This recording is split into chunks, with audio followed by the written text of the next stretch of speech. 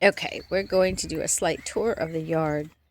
I hope I don't forget something. Anyway, this is Nitro's area, which we last year cordoned off for him because as he's getting bigger, we want him to have a place outside to graze and be safe. We hang these things for hawks because they can't or won't come down through those strings. But this year he's so big, I don't think a hawk could pick him up anyway.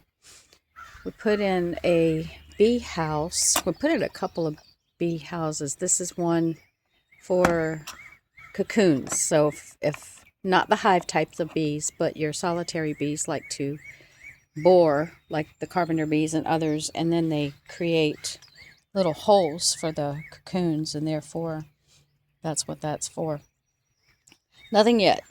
So we have a swing in here, and these chairs were put in here just, to get them out of the way. We have a little fountain with Nitro's old bridge that used to be in his enclosure when he was little. He used to be able to climb across it. Not anymore. Bucky likes to drink out of it, obviously. Planted some things.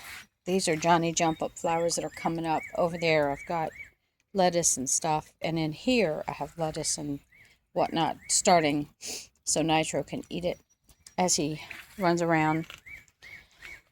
And the buildings. So Kevin's been putting up these boards because Nitro is now expanding his area to wander about the backyard.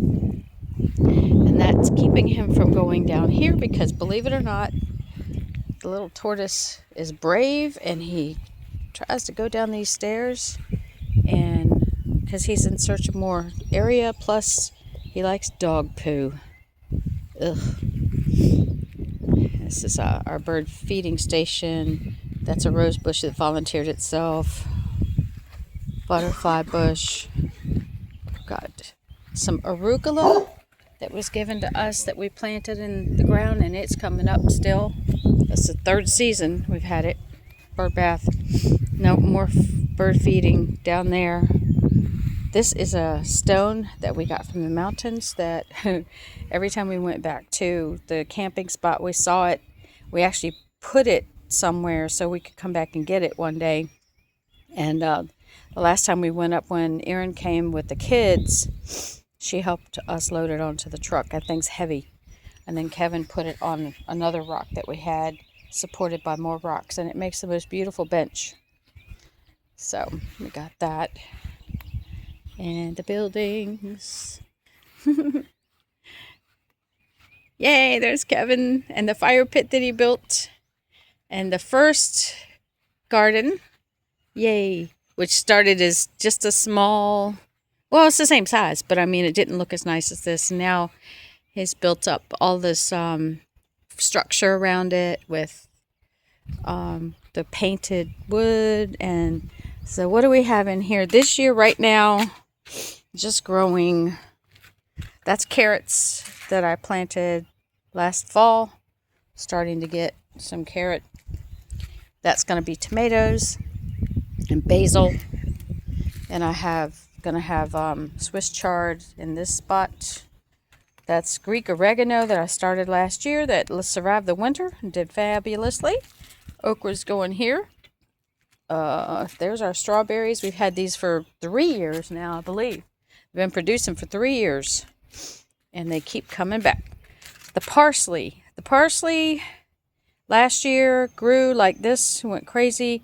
The yellow swallowtail caterpillars ate it up completely down, and then it came right back.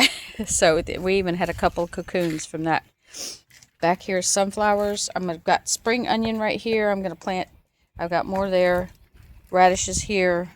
Snow peas here. And oh yeah, and the chives. Thank you for reminding me. So strawberries like onions and chives.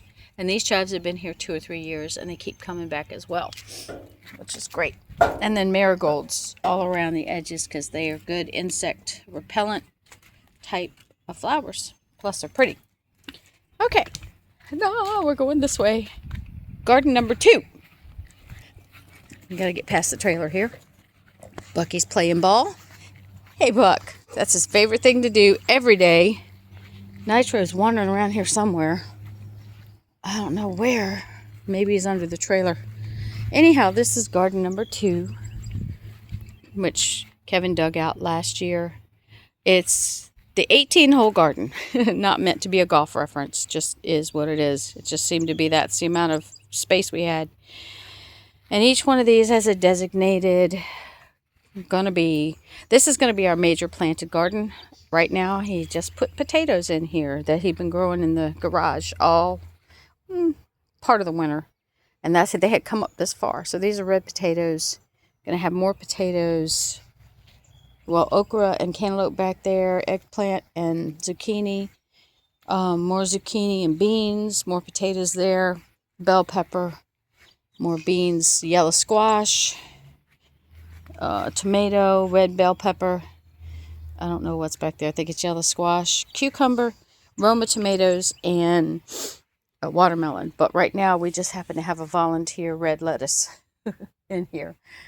And then I have my other, and we just got this little greenhouse to help us. Last year we did everything inside, your seedlings. When they came outside, they didn't do so hot. So this year I thought, let's do a greenhouse. There's potatoes in there. That first garden, we had a whole bunch of volunteer sunflowers and marigolds. I just repotted them, letting them grow. Gourds here, big bushel gourds. I'm going to do loofah, which is some of that, and milkweed for the butterflies. Got little rosemary going on in there, but it's not doing so great. And then these are all tomatoes and some okra that we're going to try the seedlings outside since we have the greenhouse. So we're just going to give that a shot. And then this is this was my original little bee house.